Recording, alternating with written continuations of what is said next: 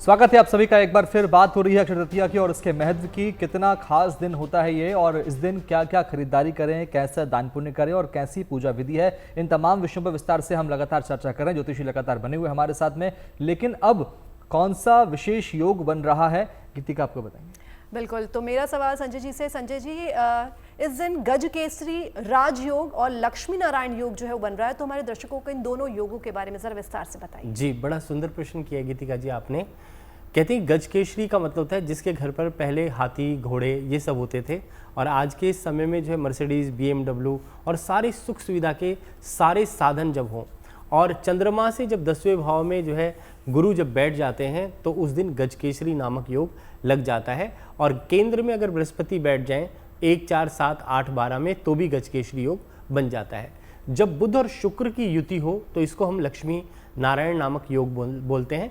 तो इस योग में आपके पास लक्ष्मी सदा स्थिर रहती है, स्टेबिलिटी रहती है। और आज के दिन शोभन योग, सर्वार सिद्धि योग, रवि योग, ये सारे और भी सारे योग बन रहे हैं जो आपके जीवन में सुख और आनंद देने वाले हैं। और अक्षय तृतीया पर जब ऐसा योग बन जाए तो वो जीवन के अंदर बड़ा शुभता देता है। जैसा कि आज के दिन आप जो भी खरीदें, मैं आपको कहूँगा कि आप जो है पीतल का कलश खरीदें आज के दिन, जो विशेष करके आपके जन्म जन्मांतर आप जब तक जिएंगे, जब तक आपके पास और आपके कुल में वो चलता जाएगा। पीतल की परात खरीदें, जो चीज़ें स्थिर रहने वाली हैं आज के दिन वो खरीदें। और जो लोग नहीं खरीद सकते, मैं उनको एक छोटा सा आश्वासन दूंगा कि मिट्टी का घड़ा जरूर खरीद लें और एक उस पर नारियल रख करके स्थापित कर लें घड़े को, और उस घड़े को आप कभी भी फेंके नहीं, कोशिश करें बचा के रखें, अपने घर के अंदर स्थापना करके रखें। तो आज का दिन जो है आपके जीवन के लिए इन योगों में जो भी चीज़ की आप स्थापना करते हैं, ज्ञान की वृद्धि करना चाहते हैं तो ज्ञान की पुस्तकें खरीदें, ग्रंथ खरीदें, वेद खरीदें, पुराण खरीदें। जो हमारे 18 पुराण हैं उसमें से जो है आप कोई भी स्कंद पुराण खरीद लें या महाभारत खरीद लें, रामायण की पुस्तक खरीद लें, क्योंकि महाभारत घर पे रखते नहीं इसलिए रामायण जो है वो बहुत अच्छा है, रामायण खरीदें। भागवत को पढ़ना शुरू करें, भागवत का स्वाध्याय करें। और कहते हैं कि जितने भी हमारे धार्मिक ग्रंथ हैं उनका स्वाध्याय आज के दिन प्रारंभ करें और प्रण करें कि एक बार में जो है 1 महीने में एक ग्रंथ अवश्य पढ़ लें, जिससे कि आपके मन के अंदर आत्मज्ञान की प्राप्ति हो जाए। कहते हैं कि जितना हम स्वाध्याय करेंगे, कहते हैं कि विद्यार्थी लभते विद्याम, धनार्थी लभते धनम, पुत्रार्थी लभते पुत्राम। तो क्या है कि जिसकी जो इच्छा होती है उसको इन योगों में वही चीज़ें प्राप्त हो जाती हैं। कहते हैं कि जिसको सुख चाहिए उसको सुख प्राप्त होता है, जिसको आनंद चाहिए आनंद की प्राप्ति होती है। कहते हैं कि जिसकी भावना जैसी होती है उसको उसी प्रकार से फल मिलता है इन योगों का।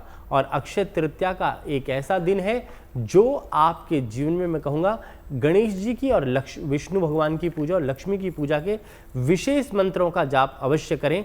मैं छोटा सा मंत्र बोलूँगा, जिनको भगवान कृष्ण का ओम नमो भगवते वासुदेवाय नमः ये मंत्र याद है ये करें, नहीं तो ओम यश सम्रेण मात्रेण जन्म संसार बंधनात् विमच्चे तस्मै विष्णु प्रभव विष्णवे।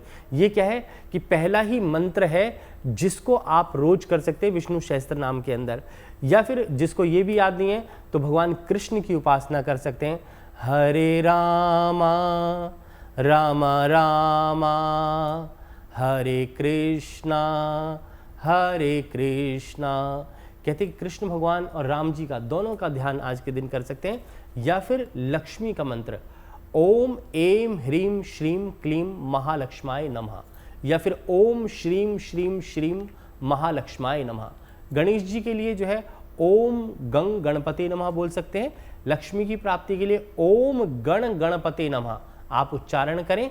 तो ये मंत्रों का क्या है कि मंत्र एक फ्रीक्वेंसी पे काम करता है, तो उस मंत्र को जब आप दीर्घ स्वर में आप उच्चारण करते हैं तो आपके जीवन में जो प्राप्त करना चाहते हैं वो सब कुछ प्राप्त हो जाता है। तो ये मंत्र शक्ति जो है आपके जीवन में सब कुछ देने वाली है।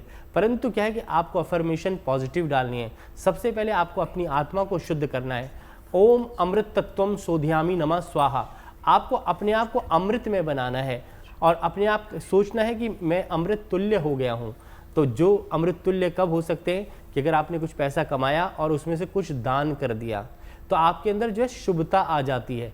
तो आपको अपने जीवन के अंदर दान पुण्य का अवश्य करना चाहिए और भगवान का ध्यान अवश्य करते रहें। और जैसे ध्यान करेंगे, मेडिटेशन करेंगे, साधना करेंगे और आकाश का जो तत्व है वो भगवान विष्णु है, तो आकाश की तरफ 2 मिनट के लिए निहारें और भगवान विष्णु का ध्यान करें। उससे आपको सर्वार सिद्धि की प्राप्ति हो जाती है और आप अमृत में और अमृत तुल्य हो जाते हैं और भगवान विष्णु की पूर्ण कृपा आपके जीवन के अंदर बन जाती है। इन योगों में आप स्थिर होकर के पूजा पाठ करें, दान पुण्य करें और भगवान के ऊपर जो है चिंतन करें। और मैं यही कहूँगा कि भगवान का जितना आप ध्यान करेंगे उतना ही ईश्वर की कृपा आपके ऊपर सदा के लिए बनी रहेगी और भगवान विष्णु की पूर्ण कृपा आपके ऊपर रहेगी। और गणेश पंच महारत्नम का पाठ अवश्य करें।